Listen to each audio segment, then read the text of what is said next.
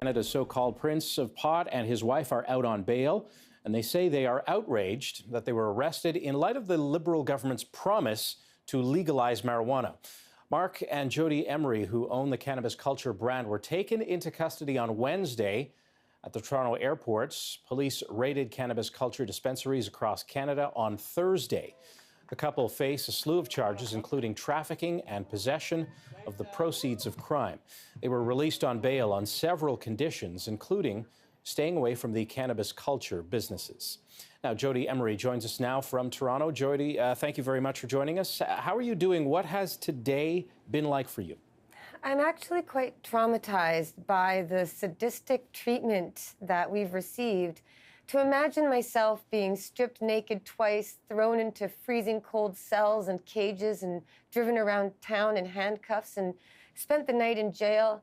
I met so many other women who have been going through that experience. And now, after all these years of being an activist and speaking out against this kind of treatment, I've now gone through it myself. But it's deeply disturbing and quite shocking that as peaceful, nonviolent people who have been obvious leaders in activism for legalization, that we've been treated in such a horrible way.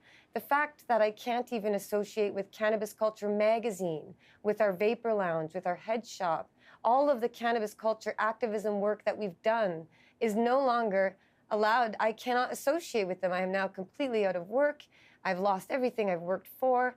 And we need to remember that this Liberal government even had me get them support during the federal election. I spent a year campaigning as a Liberal Party nomination candidate, bringing them votes, support, donations, and promoting them for their legalization policy, which originally was focused on ending the cost of law enforcement, protecting people's civil liberties, letting people be free from arrest for peaceful choice.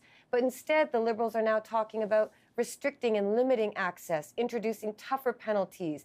It's all very much like a prohibitionist regime, but being called legalization. And the worst part is that many, many thousands of Canadians who have been arrested and who have been demonized and had their kids taken, their homes taken, their jobs, treated like second-class citizens. Meanwhile, a bunch of former cops and politicians are now joining legal licensed producer marijuana companies, lobbying the government, telling them to arrest people like my husband and myself, and asking them to shut down peaceful businesses. Meanwhile, the task force report even said storefronts should be open, and yet the government is enforcing prohibition in a much more heavy-handed way than we've seen in a long time. These raids took place across the country. What do you think of the timing of those raids and of your arrest?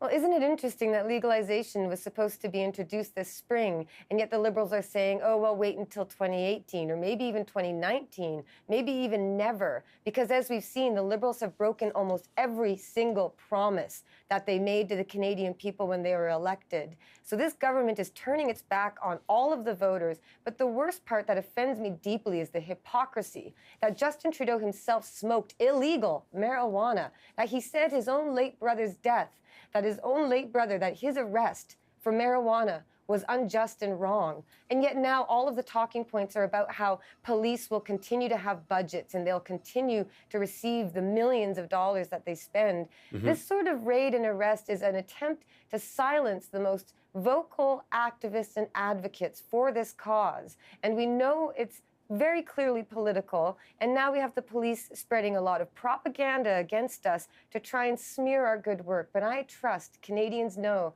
that over Mark's 23 years plus of activism with Cannabis Culture and my own 13 years running for office, educating people, protesting in the streets. I was just in Ottawa holding a rally. We are activists. We are nonviolent, peaceful people. The fact that this law is hurting us and degrading us and stripping us naked and stripping us of everything we ever worked hard for, that's unjust, it's wrong, it's sadistic, it's cruel.